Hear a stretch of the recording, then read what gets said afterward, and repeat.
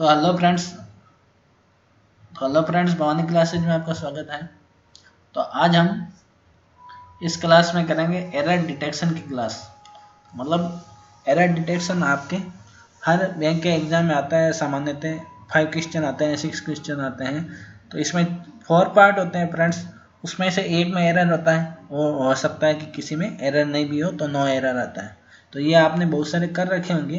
तो इसमें जो अभी हाल फिलहाल के दिनों में जो आ रहे हैं एरर, वो लिए गए हैं क्वेश्चंस। तो लेटेस्ट क्वेश्चन लिए गए हैं। तो आपके IBPS clerk, PO, RRB clerk, PO, cooperative bank आदि में ये चीज़ें काम आएगी। तो आज हम 10 क्वेश्चन ही करेंगे, क्योंकि ज़्यादा वीडियो बड़ा होता है तो वो अपलोड नहीं हो पाता है फ्रेंड्स। यहाँ पे थोड़ा नेट की प्रॉब्लम रहती है। तो 10 क्वेश्चन ही करेंगे। कल हम देखते हैं 15 क्वेश्चन करें तो आज 10 क्वेश्चन ही करेंगे ओनली। तो आज हम शुरू करते हैं इसको। तो देखिए, the market trends for next quarter will have to be predicted carefully to avoid any financial losses.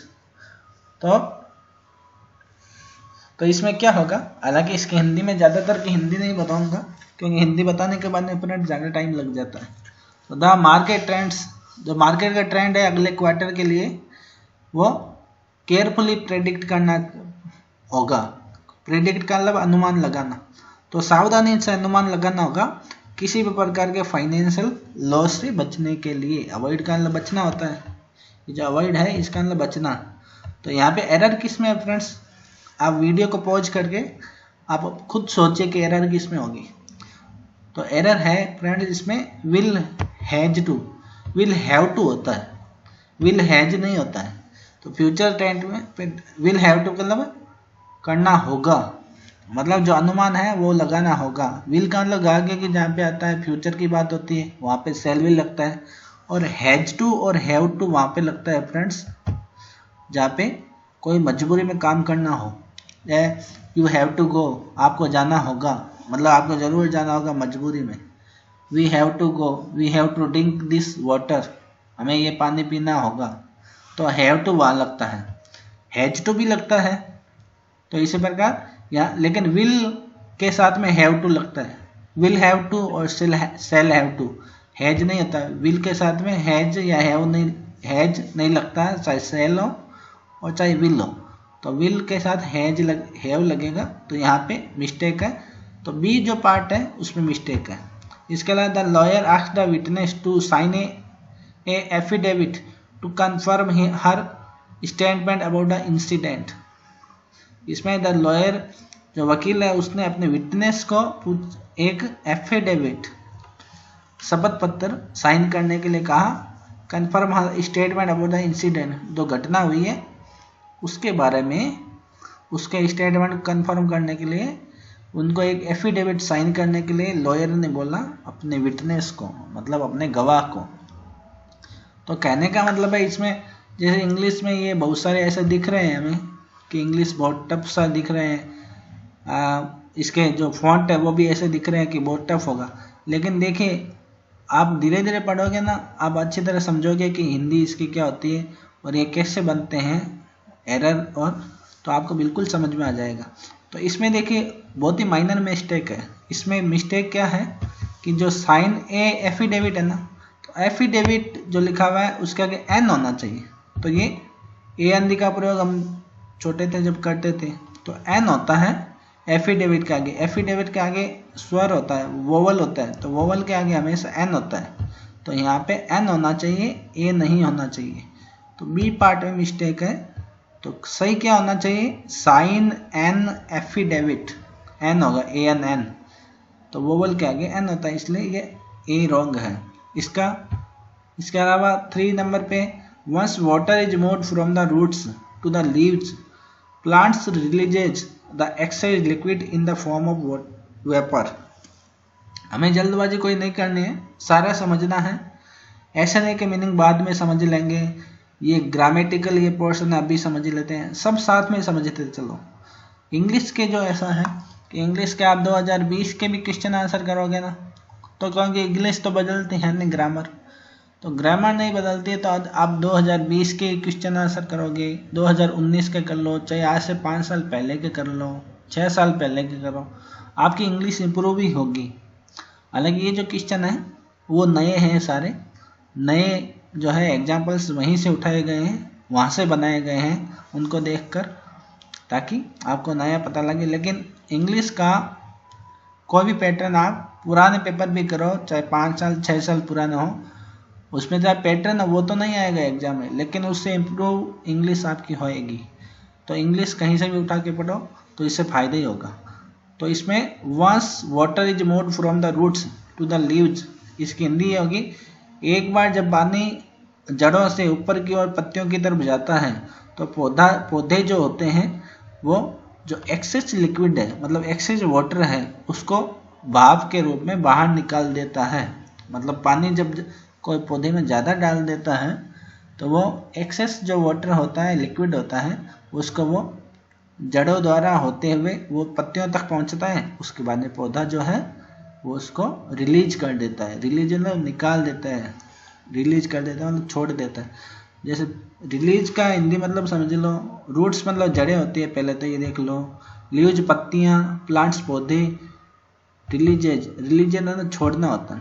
जब रिलीज नहीं होता, जेल से रिलीज हो गया मतलब जेल से छूट गया।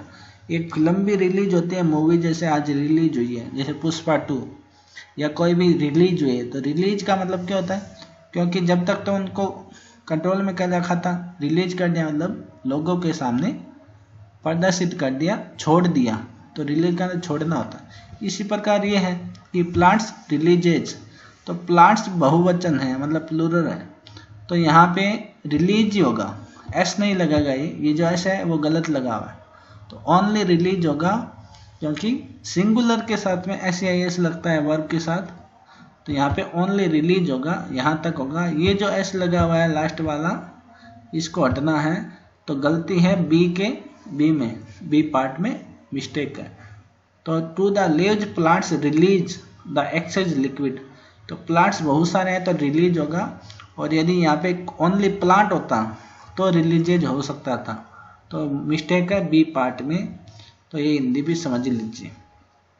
इसके अलावा है, since the police has not given A statement yet the reporter can only make a conjecture about the crisis.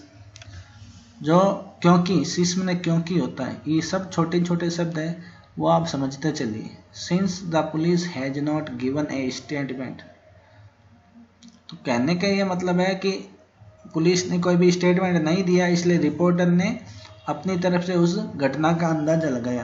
Conjecture होता है अंदाज लगाना, कंजेक्चर का मतलब अंदाज लगाना, अनुमान लगाना। तो इसके अलावा इसमें मिस्टेक कहाँ है, ए में है, ए में हैज नहीं होगा, हैव होगा। फोर्थ में हैज के स्थान पे हैव होगा। क्यों होगा, क्योंकि जो पुलिस है फ्रेंड्स, वो हमेशा बहुवचन ही मानी जाती है, वो हमेशा प्लूरल ही मानी जाती है, सिंगुलर नहीं मानी जाती है। तो पुलिस को प्लूरल मानेंगे तो प्लूरल के साथ में क्या आता है, हैव आता है, तो ये ए में मिस्टेक है, यहाँ पे हैव होना चाहिए, हैज लिखा हुआ है। हिंदी भी आपने समझ ली, कंजेक्चर का नया मीनिंग भी आपको पता चल गया कि अनुमान होता है। तो कहने का मतलब है क्योंकि पुलिस ने कोई अभी तक स्टेटमेंट नहीं दिया था। येट का मतलब होता है अभी तक। ये छोटे शब्द हैं, बहुत ही इंपॉर्टेंट होते हैं ये समझने के लिए। ये द ही क्यों लगता है, द को दी कब बोलते हैं और दा कब बोलते हैं, ये सारी चीज़ें आपको पता होनी चाहिए। Make a conjecture about the crisis, about मतलब के बारे में, तो यहाँ पर छोटी से छोटी जो चीज़ है वो भी बताई जाएगी आपको, मतलब बिल्कुल बेसिक से करवाया जाएगा। तो अबाउट मतलब के बारे में होता है, अबाउट मतलब लगभग भी होता है, तो यहाँ पे के बारे में है, मतलब उस घटना के बारे में उसने अनुमान लगाया। None of the two sisters has paid her tuition fees, बिल्कुल छोटा सा सेंटेंस है लेकिन इम्पोर्टेंट है। क्या है इसमें आपको क्या करना है, none of the two sisters मतलब दो बहनों में से किसी ने भी ट्यूशन फीस पेड नहीं की, यही मतलब हुआ इसका। अब इसका गलती कहाँ है, यहाँ पर ए में नन का मतलब नहीं होगा, नन यहाँ पे नहीं होगा। दो बहनें हैं फ्रेंड्स, दो में से कोई भी नहीं होता है तो नन नहीं लगता, नीदर लगता है, नीदर, NEITHER, नीदर। तो यहाँ पे नन की जगह होगा neither of the two sisters has paid her tuition fees. दो बहनों में से किसी ने भी नहीं फीस चुकाई, दो बहनों में से किसी ने भी फीस नहीं चुकाई, तो नीदर होगा, यहाँ पे नन नहीं होगा। नन वहाँ पे लगता है जहाँ पे दो से ज़्यादा हो। यहाँ पे दो सिस्टर है, ये लिखा हुआ है, तो यहाँ पे नन नहीं होगा, नीदर होगा यहाँ पे। इसी प्रकार इधर का भी समझ लो, वो अगले सेंटेंस में आ ही रहा है। इधर का भी समझ लेना कि इधर वहाँ पे लगता है जहाँ पे दो चीज़ें हों, और इधर के अलावा एनी लग सकता है जहाँ पे टू से ज़्यादा हो। तो इधर और एनी एक जगह आएगा और नीदर और नन एक जगह आएगा नहीं के लिए। छठा है she was more beautiful then either of her three sisters. वह अपनी तीनों बहनों में से सबसे ज़्यादा सुंदर थी। She was more beautiful then either of her three sisters. तो कहने का मतलब है यहाँ पे मोर ब्यूटीफुल, ये तो मोर ब्यूटीफुल तो सही है, देन भी सही है, ईदर नहीं होगा। अब यहाँ पे थ्री सिस्टर्स है तो यहाँ पे एनी होगा, any of her three sisters, any of her three sisters होगा, तो ईदर की जगह एनी आएगा, तो यहाँ पे एनी आएगा। यदि यहाँ पे टू सिस्टर्स होता तो इधर आ सकता था, दो बहनें होती तो इधर आ सकता था, लेकिन यहाँ पे थ्री है, तीन है, तो यहाँ पे एनी आएगा। तो इधर जो वहाँ पे आता है जहाँ पे दो हो, और नीदर भी वहाँ पे आता है, यहाँ पे पाँच है, मैं आपको बताया था, जहाँ पे दो हो। लेकिन हिंदी मतलब दोनों का अलग अलग होता है। नीदर नेगेटिव लिया जाता है और इधर को पॉजिटिव लिया जाता है। सेवंथ है the hotels of Kolkata are cheaper than Patna. इसका तो हिंदी मतलब हो गया, इसमें तो गलती साफ ही दिख रही है फ्रेंड्स। चीपर मतलब सस्ता होता है, मतलब कोलकाता के होटल्स हैं वो सस्ते हैं पटना की बजाय। बोलने को तो हम भी ऐसे ही बोलते हैं कि कलकत्ता के होटल जो हैं पटना की बजाय सस्ते हैं, जबकि बोलना कैसे चाहिए, हिंदी में भी ध्यान रखना चाहिए कि कलकत्ता के जो होटल हैं वो पटना के होटलों की बजाय सस्ते हैं। ऐसा नहीं बोलना है कि पटना की बजाय सस्ते हैं। तो यहाँ पे ये गलती क्या है, यहाँ पे देन के बाद में दोज ऑफ आएगा, दोज ऑफ पटना, तो सही मीनिंग होगा सी में मिस्टेक है, ये सी जो है यहाँ पे मिस्टेक है, और सही होगा answer the hotels of Kolkata are cheaper than those of Patna. यहाँ पे पटना के आगे दोज ऑफ पटना आएगा, दोज ऑफ का मतलब होटल के बारे में बोला जाएगा, क्योंकि इसकी तो हिंदी हो गई कि कलकत्ता के होटल्स जो है वो पटना की बजाय सस्ते हैं, जबकि क्या बोलना है, पटना के होटलों की बजाय सस्ते हैं। तो दो जॉब पटना आएगा, यहाँ पे दो जॉब लिखा जाएगा, ये सी में मिस्टेक है। 8 से 8वां the principal as well as the teachers were careless about teaching. Principal साथ ही साथ में टीचर्स भी पढ़ाने के प्रति जो थे वो केयरलेस थे। तो जहाँ पे फ्रेंड्स एज वेल एज आए वहाँ पे आपको ध्यान रखना है जो फर्स्ट सब्जेक्ट है उसके अनुसार जो वर्ब है या हेल्पिंग वर्ब है वो चलेगी। तो इसमें हेल्पिंग वर्ब क्या है, वर, जबकि होना क्या चाहिए, वॉज होना चाहिए, WOS वॉज। क्यों, क्योंकि जो फर्स्ट सब्जेक्ट कौन है, द प्रिंसिपल है, तो प्रिंसिपल तो सिंगुलर है, तो सिंगुलर के साथ वर्ड थोड़ी आएगा, वॉज आएगा, तो सी में मिस्टेक है। तो जहाँ पे भी एज वेल एज दिखे वहाँ पे आपको फर्स्ट सब्जेक्ट के अनुसार लिखना होता है। अब एज वेल एज का मतलब भी समझ लो, जैसे ये बोला जाए कि हमारे रिश्तेदार उतने ही खराब है जितने कि हमारे पड़ोसी, तो our relatives as well as our neighbours are dangerous. तो कहने का मतलब है कि एज वेल एज का साथ साथ होता है और उतना ही होता है जितना कि, जैसे इसका मतलब हुआ प्रिंसिपल भी उतना ही केयरलेस है टीचिंग के प्रति जितने की टीचर्स। ये तो हुई हिंदी। दूसरी बात, एज वेल एज जहाँ पे आए वहाँ पे आपको फर्स्ट सब्जेक्ट है उसके अनुसार आपको जो वर्ब है या हेल्पिंग वर्ब है वो लिखनी है। तो यहाँ पे वर्ब रॉन्ग है क्योंकि प्रिंसिपल के अनुसार आपको वॉज लिखना है, तो यहाँ पे वॉज होगा, तो ये 8वें ऐसे होगा। 9th है your over confident on others, sorry, you are over dependent on others even for trivial. Trivial का मतलब मामूली होता है, मामूली मैटर्स, मतलब आपके मामूली मैटर्स के लिए ही दूसरों पे डिपेंड रहना आपकी जो है मे प्रूव डिसएडवांटेज, आपके लिए हानिकारक प्रूव हो सकता है, मतलब भविष्य में के लिए आपके लिए हानिकारक सिद्ध हो सकता है। मतलब दूसरों पे आपका इतना ओवर डिपेंडेंट रहना, जैसे ओवर कॉन्फिडेंट होता है, मतलब ज़्यादा ही अति आत्मविश्वास होता है। इसी वजह ओवर डिपेंडेंट मतलब दूसरों पे अति निर्भर रहना, ज़्यादा ही निर्भर रहना। तो यहाँ पे मिस्टेक क्या है पहले देख लो, ए में मिस्टेक है ओवर डिपेंडेंस होगा, योर ओवर डिपेंडेंस। डिपेंडेंस एक नाउन है, तो यहाँ पे नाउन होनी चाहिए। आपकी जो अति दूसरों पे निर्भरता है, ओवर डिपेंडेंस होगा, तो ये ए में मिस्टेक है। डिपेंडेंट नहीं होता है, डिपेंडेंट तो होता है वो व्यक्ति जो डिपेंड है, लेकिन डिपेंडेंस एक नाउन है। तो your over dependence on others even for trivial matters में प्रूव डिसएडवांटेजेस, मतलब आपका जो मामूली मैटर्स के प्रति दूसरों पर निर्भर रहना है वो बहुत ही हानिकारक सिद्ध हो सकता है।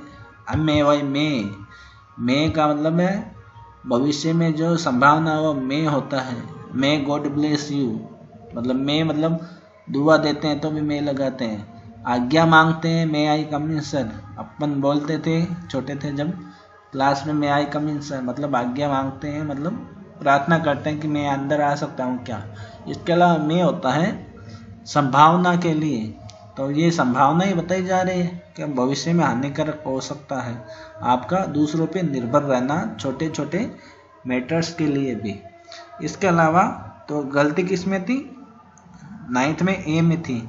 इसके अलावा 10th लास्ट है, when I reminded of the mistake I had made I was stuck with remorse. इसमें जल्दी से देख ले, रिमाइंड करवाया जाता है। रिमाइंड का मतलब क्या होता है, याद दिलाना। तो याद कैसे दिलवाया जाता है, याद तो जैसे मुझे याद दिलवाया, तो याद दिलवाना तो पैसिव ही हुआ, मतलब याद कौन दिलवाता है, हमें याद कौन दिलवाता है, कोई चीज़ दूसरा ही दिलवाएगा। तो इसी प्रकार यहाँ पे होगा ए में मिस्टेक है, यहाँ पे ए में होगा आई वॉज रिमाइंडेड, यहाँ पे वॉज होगा, आई के बाद में वॉज होगा फिर रिमाइंडेड होगा, क्योंकि ये पैसिव होना चाहिए, जबकि यहाँ पे गलती से वॉज नहीं लिखा हुआ है। वाज लिखेंगे तो पैसिव हो जाएगा, और रिमाइंडेड हमेशा पैसिव ही आया जाता है, क्योंकि खुद तो याद नहीं कर पाता है, दूसरा ही दिलाता है। तो आई वॉज रिमाइंडेड, तो when I was reminded of the mistake I had made I was stuck with remorse. तो ये यहाँ पे वॉज होगा, इसलिए ए में मिस्टेक है। इस प्रकार ये इम्पोर्टेंट 10 ही होंगे। इसके बाद में अपन और भी करेंगे, कल की क्लास में भी शायद ये एरर डिटेक्शन की क्लास दी जाएगी। Thank you.